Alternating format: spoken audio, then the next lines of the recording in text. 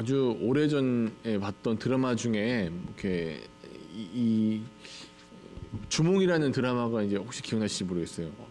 몇십 년 된 것 같은데 그 드라마의 앞부분을 보면은 이제 그 주몽이라는 그러니까 나중에 이제 고구려를 건국하는 동명성왕에 대한 이제 내러티브인데 얘긴데 이 동명성왕이 처음에 굉장히 찌질이로 나와요. 뭐 되게 못생기고 나쁜 주몽 왕자로 나오다가 자기가 이제 누군지 모르니까 이제 그 셋째 그 금화왕의 셋째 아들 자기가 그 셋째 막내 아들에다가 아버지가 잘 사랑하지 않고 어머니는 후궁으로 들어온 상태. 그래서 두 형이 있고 자기 이제 처지를 보니까 자기는 별로 이렇게 뭐 대단한 사람 같지 않으니까 이렇게 이 뭐 술집을 전전하거나 허랑방탕하게 막 인생을 살다가 우연찮게 자기의 정체를 알게 돼요. 보니까 거기에 정말 이렇게 역사적이지 않은 내용들이 많지만 그 드라마에서만 보면 자기가 이제 그 대단한 장군의 사실은 아들이었다는 걸 알게 되죠. 그리고 그 아버지를 또 우연찮게 또 만나갖고 아버지한테 출생의 비밀에 대한 얘기 듣는 거죠.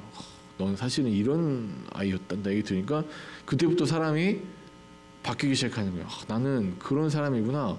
그리고 이제 그 아버지가 이제 그 아들에게 일종의 어떤 사명감을 심어주는데, 야, 너는 지금 고통받고 있는 너의 민족을 구원해야 될 어떤 역할을 감당해야 돼. 지금 이제 거기서는 이제 배경이 되는 게 한나라라는 중국 사람들이 이 민족을 괴롭히고 있으니까 네가 뭔가 좀 해줘야 돼라는 얘기를 해줘요. 그러니까 그 별거 아니었던, 그러니까 똑같은 사람이에요. 그러니까 이 첫 회랑 두 번째, 세 번째 회까지 그 사람의 인물 변화가 그렇게 많지 않은데 똑같은 사람한테 사명감이 들어가고 정체성이 들어가니까 이 사람이 바뀌기 시작하죠. 아, 내가 이런 그 찌질이로 살 게 아니구나. 이렇게 좀 술만 먹어서 안 되겠구나. 이렇게 뭐 여자만 밝히면서 인생을 이렇게 낭비해서 안 되겠구나를 알고 그다음부터 뭔가 삶의 변화가 일어나기 시작합니다.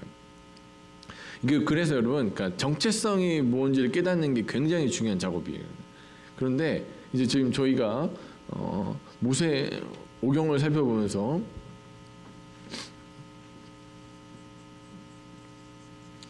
특별히 창세기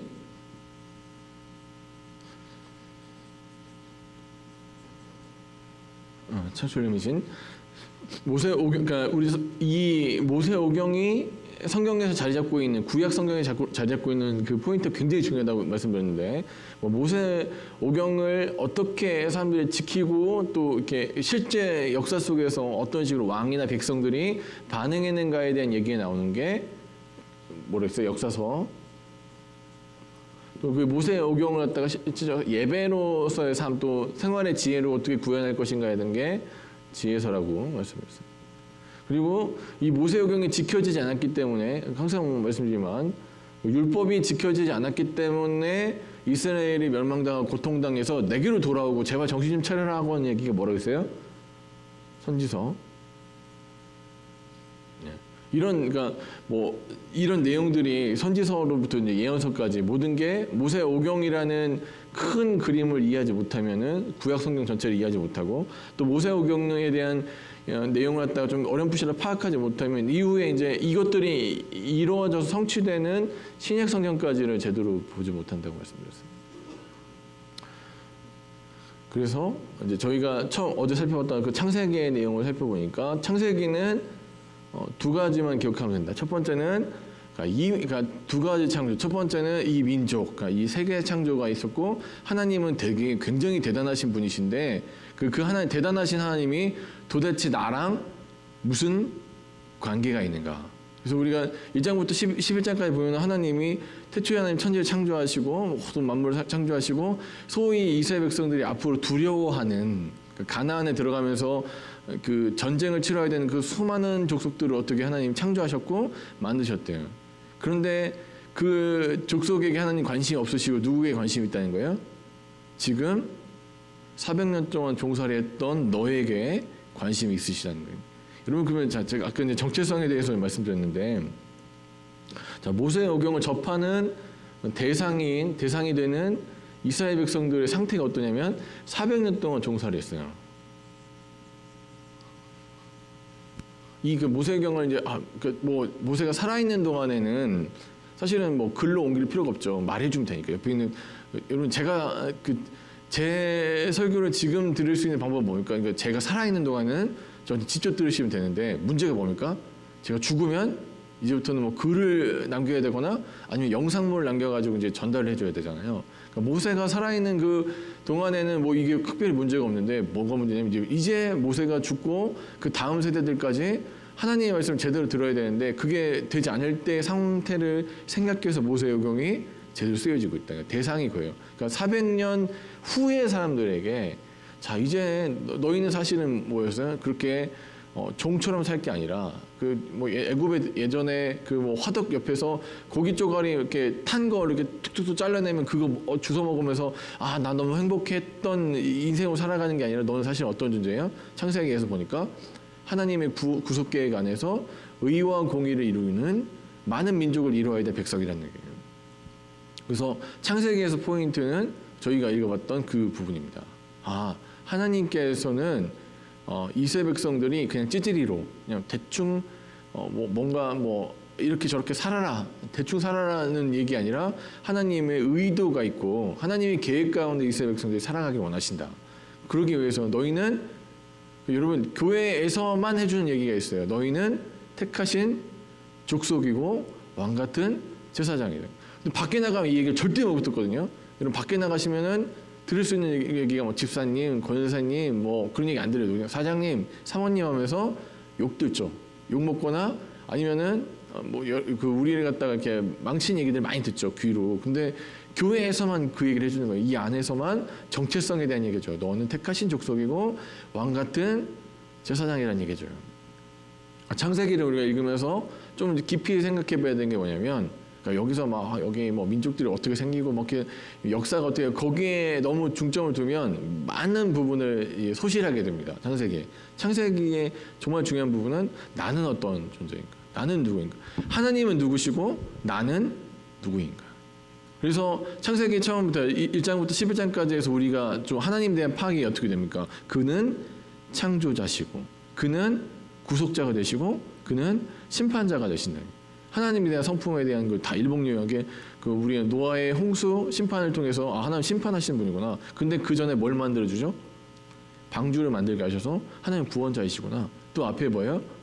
1장부터 하나님은 창조자시구나. 이게 다 하나님에 대해서 알게 됐어요. 근데 그 하나님이 12장부터 이스라엘 백성이라는 결국에는 그 이스라엘 백성이라는 그 아브라함이라는 사람에게 극진한 관심이 있으셨고 그 다음은 또 어떻습니까? 세계사에 대한 흐름이 아니라 그 조명되어지는 나에 대해서 하나님 어떤 계획을 가지고 계시는지에 대한 내용이 창세기라고 말씀드렸습니다.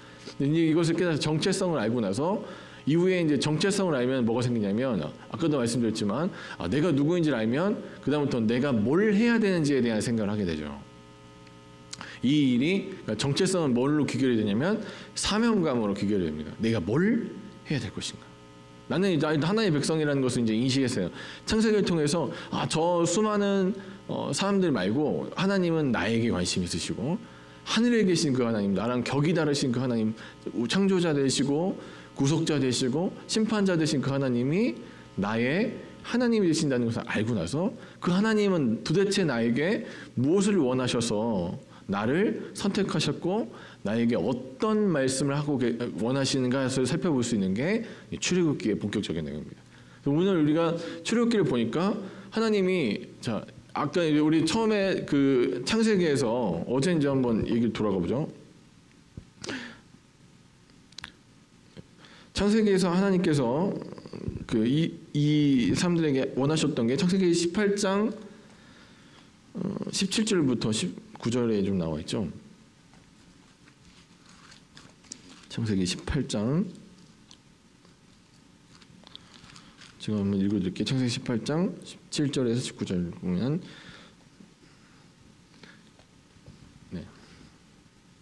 자, 18절을 제가 한번 읽어드릴게요. 아브라함은 강대한 나라가 되고 천하 만민은 그로 말미암아 복을 받게 될 것이 아니냐. 근데 왜 이렇게 아브라함은 강대한 나라가 되어야 됐고, 자 이스라엘 백성들이 왜 번성해야 되고 이 천하 만민들 중에서 복을 받게 되어야 되냐? 자, 왜 복을 받아야 되냐? 이유가 뭐예요? 그 뒤에 나오는 게 내가 그로 내 그 자식과 건석에게 명하여 여호와의 도를 지켜 하나님의 의도를 따라서 지켜서 어떻게 해요? 의와 공도를, 의와 정의를 행하게 하려고 그를 택하였다. 공의와 정의, 하나님께서 원하시는 공의와 정의. 그래서 하나님의 공의와 정의, 공의와 정의. 이것도 역시 구약 성경을 이끌어 나가는 중요한 키워드 중에 하나입니다. 체데크와 뭐예요? 미시파트. 자, 체데크는 이렇게 외우시라고 했죠. 저번에 말씀. 하나님의 음성이 최대한 크게 들리는 게 체데크예요. 야, 공의가 뭐냐 물어보면 하나님의 음성이 최대한 크게 들리는 게 체데크라고요. 체데크. 그러면 여러분, 하나님의 음성이 최대한 크게 들리면 하나님의 뜻을 따르겠어요? 내 뜻을 따르겠어요? 내 뜻이요? 자, 하나님의 뜻을 당연히 따르겠죠. 하나님의 음성이 최대한 크게 들리는 게 공의예요. 그러면 그 최대한 크게 들리는 대로 행동하는 게 정의예요. 미시파트. 그러면 자, 공의와 정의가 실현되는 것이 그런 나라가 무슨 나라예요? 하나님의 나라예요. 자, 근데 이 공의와 정의를 사람들의 힘으로, 그러니까 이게 이제 율법이 얘기하는 부분이에요. 공의와 정의를 지켜라. 세상 가운데서 공의와 정의를 지켜라. 라는 얘기 하는데, 그걸 못 지켜내니까 결국엔 누가 옵니까? 구원자가 오셔서, 예수님이 오셔서 스스로 공의와 정의가 되시고 하나님 나라를 이루어내시는 거예요. 이게 하나님의 구속 계획인데, 자, 그럼 우리가 이걸 봤어요. 출애굽기를 통해서도 하신 말씀을, 왜 이 이스라엘 민족이 복을 받아야 되냐?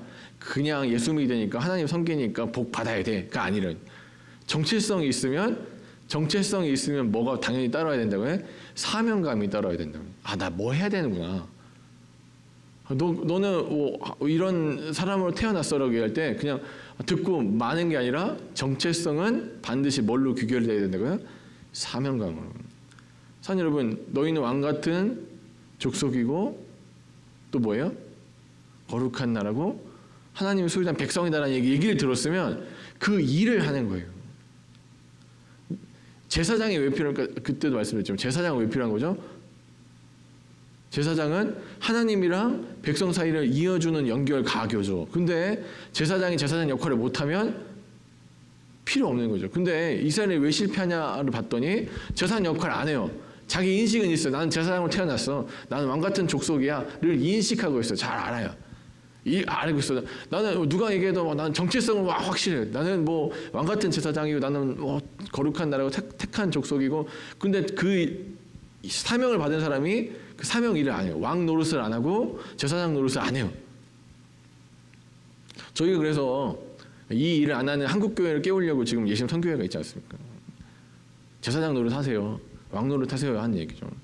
거기 이스라엘 백성들의 실패를 보니까 구약 성경에서 보니까 뭐냐면 왕으로만 있어요. 자기 정체성을 떨어뜨려. 나는 왕이고 나는 제사장이고 선민의식이라고 하잖아요. 그게 또렷해. 나는 갖고는 있는데 하나님이 답답해하신 건 뭐냐면 너 그럼 왕이면 왕 노릇도 좀 해. 저기 말씀이 없어서 굶주려 가는 백성들 좀 다스려라.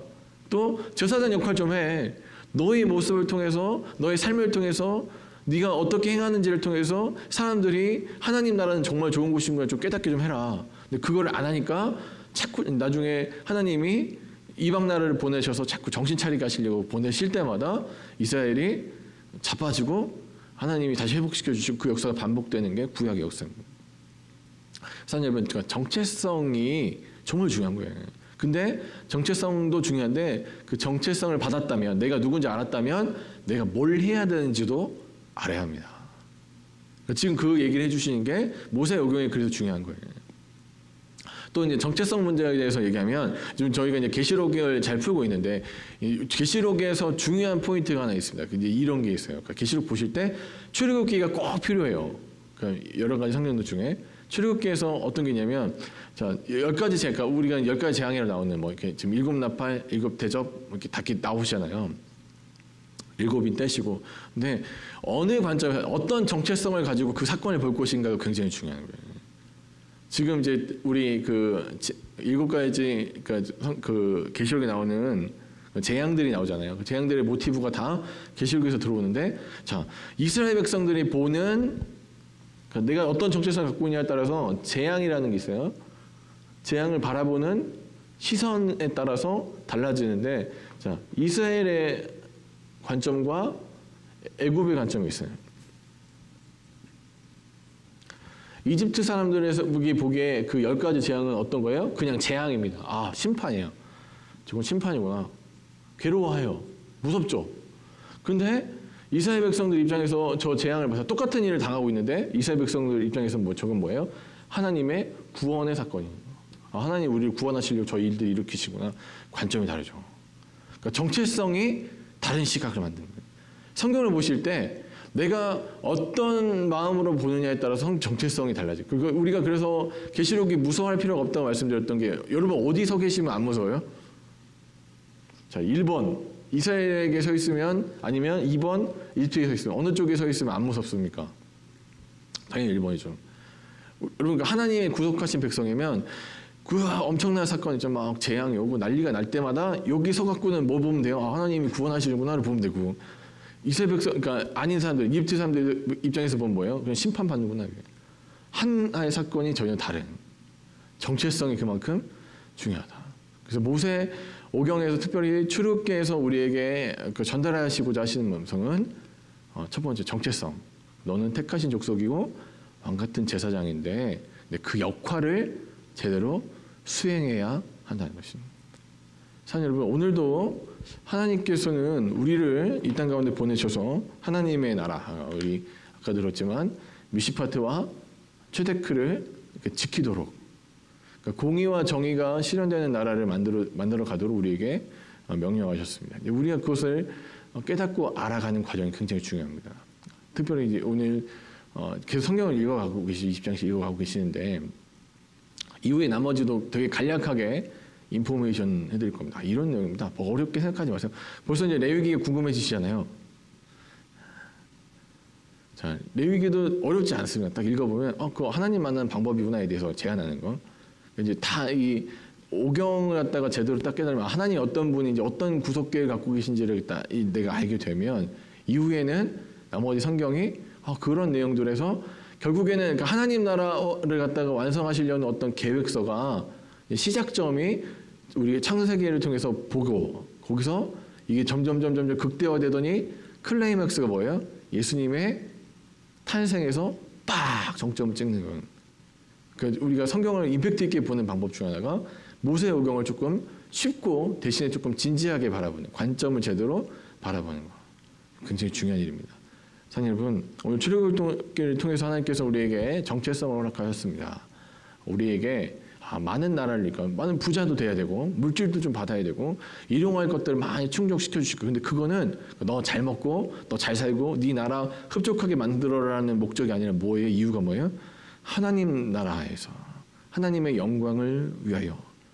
여러분, 오늘도 수많은 삶의 도전들이 있습니다. 그리고 또 내 나라를 완성하고 내 나라가 튼튼해지고자 하는 욕망도 우리 삶 가운데 분명히 있을 것입니다. 그런데 그것들보다도 하나님께서 나를 부르셨을 때, 나를 이렇게 만드신 이유, 나를 이렇게 부르신 목적, 나를 예수 그리스도의 보혈로 구원하신 이유와 목적을 진지하게 고민하시면서, 요즘은 참 좋은 것 같습니다. 이렇게 생각할 시간들이 참 많죠. 이때 좀 더 하나님 나라에 대한 소망, 하나님 나라에 대한 열망을 깊이 묵상해 보실 수 있는 사랑하는 저와 여러분 되시길 주의를 간절히 축원합니다.